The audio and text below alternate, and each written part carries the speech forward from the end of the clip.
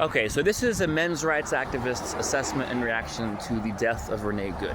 And I'm filming outside because I live here, so why wouldn't I? So obviously it's the big story of the day, or last night. Renee Good was killed by an ICE agent. I've seen the video of her in the truck, and these are my honest thoughts. I've been following the story closely on Reddit. I think it was a tragic death. I think it was unnecessary. I don't think the shooting was justified. But I don't think the officer is a murderer. I'm not sure. I think what happened is they both panicked. I don't think that she was trying to kill the officer with her car. I think she freaked out and she panicked. As for the officer,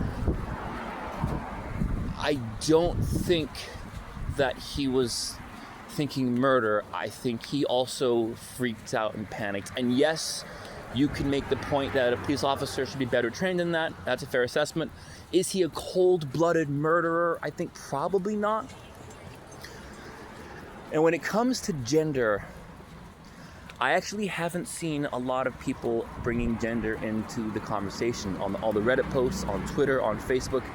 I was kind of expecting a lot of people, men's rights people, maybe saying, oh, if she was a man, nobody would be making as big of a deal of this, which I actually, in this case, don't think so. A lot of that being because she was in a car, so gender doesn't really make much of a difference, like upper body strength if you're driving a car.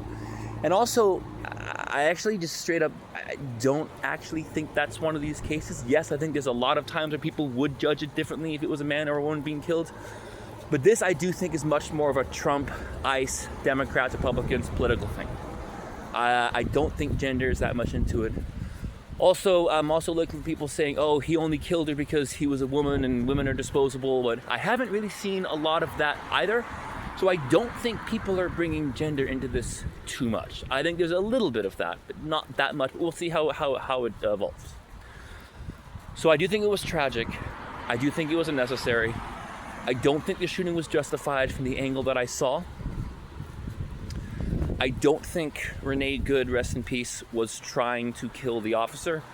I think she panicked and she freaked out and she was trying to get away.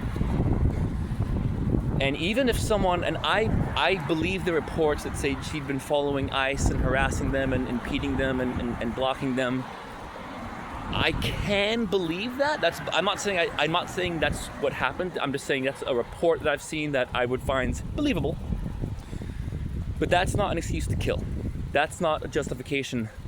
The only time it's acceptable for police to kill someone if they're escaping is if they're armed, if they're like a murder suspect and they pose a risk.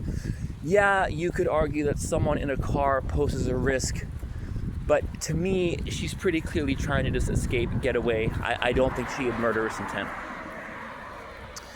Should the officer be charged with a crime? Certainly, I had to see more angles of footage in general for really any kind of a judgment. Certainly, I don't think you can trust him to be an officer anymore, because that's a shooting that absolutely did not have to happen. So I think the officer panicked, but that means you lack discipline.